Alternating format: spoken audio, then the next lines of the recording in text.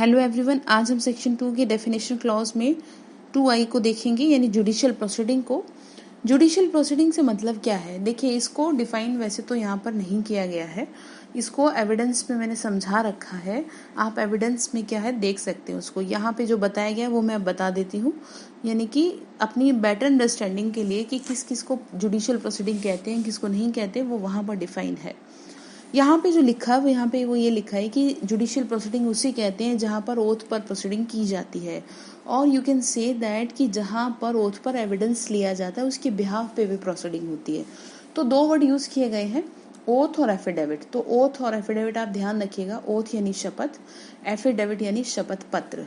तो oath orally भी हो सकती है या ओरली होती है, यहाँ पे तो दिखाया बता रखा है, और सिविल और क्रिमिनल दोनों में, ठीक है, ओथ पर प्रोसीडिंग होती है। और एफिडेविट रिटर्न में होता है, और ये जो है सिविल प्रोसीडिंग में होता है, यानी सिविल मैटर में एफिडेविट का यूज होता है। इतनी बात यहाँ लिखी है।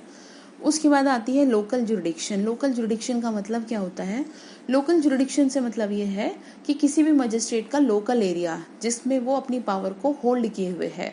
जैसे कि सपोज आप इधर रहते हैं, शादरा के आसपास रहते हैं, या फिर आप रोहिणी के आसपास रहते हैं, तो शादरा के आसपास रहेंगे तो Karkardooma court, district court, local jurisdiction वहाँ पे जो मजिस्ट्रेट है उसके एरिया में आएगा।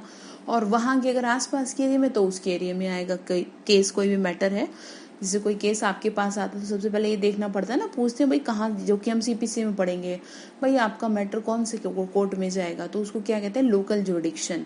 यानी कि यहाँ ये कहा जा रहा है कि जहाँ पर मजिस्ट्रेट अपनी पावर को होल्ड करता है वो लोकल जुरिडिक्शन कही जाती है। या फिर स्टेट गवर्नमेंट मजिस्ट्रेट को किसी पर्टिकुलर स्टेट के पार्ट पे भी क्या कर सकता है, अपनी पावर को होल्ड करने के लिए या हेल्ड करने के लिए पावर को परमिशन दे देती है, उसको भी हम क्या कहेंगे? Local jurisdiction.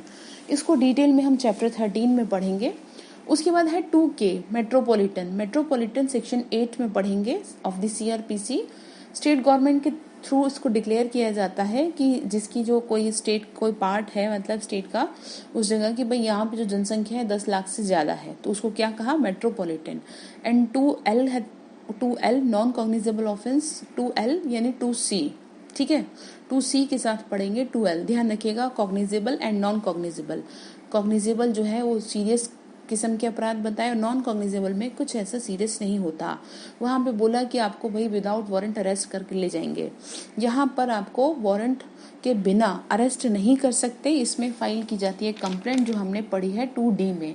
एग्जाम्पल के तौर पे मैं आपको बता देती हूँ, IPC के सेक्शन 298 और सेक्शन 312, ठीक है, कॉजिंग मिसकैरेज, इस तरह के ऑफेंस क्या होते हैं? नॉन कॉग्निजेबल की कैटेगरी में आएंगे। अब FIR और NCR को मैं आपको बता चुकी हूँ। अब उसके बाद आता है नोटिफिकेशन। नोटिफिकेशन से मतलब है स्टेट गवर्नमेंट के थ्रू जो जारी होता है। एंड देन 2N आता है, 2N यानी ऑफेंस आता है, अपराध को समझना है, ये इम्पोर्टेंट है। देखिए, IPC में सेक्शन 40 में अपराध को बताया कि एनीथिंग जो क्या है पनिशेबल है, उसको ऑफेंस कहा इन्होंने। लेकिन CRPC में दो बातें कही, एनी एक्ट और ओमिशन यानी कुछ काम जो आपको करना था नहीं किया, ठीक है। इन दोनों चीज़ों को CRPC के अंदर पनिशेबल बनाया गया, ठीक है। और इसके अंदर एक जो इम्पोर्टेंट चीज़ है वो है कैटल ट्रेसपास एक्ट, जो सेक्शन 20 जो है वो भी इसमें आता है। यानी कि सेक्शन 20 के अंदर कंप्लेंट की जा सकती है, किसके लिए? कैटल ट्रेसपास के लिए, ये ध्यान रखिएगा। उसके बाद आता है 2O officer in charge.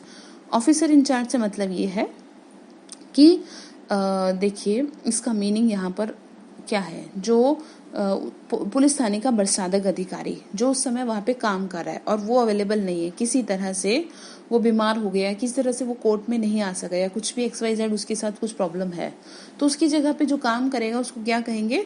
Officer in charge. अब इम्पोर्टेंट ये है कि बट जो वो ऑफिसर इंचार्ज है जिसको अपॉइंट किया उसको उसकी जगह पर, जैसे कि वैसे तो होता ही है एक ऑफिसर इंचार्ज, लेकिन वो नहीं आया तो फिर किसको कहेंगे? तो कहा कि जो कांस्टेबल है ना उसकी रैंक से ऊपर का होना चाहिए, उसको क्या कहेंगे? ऑफिसर इंचार्ज कहेंगे।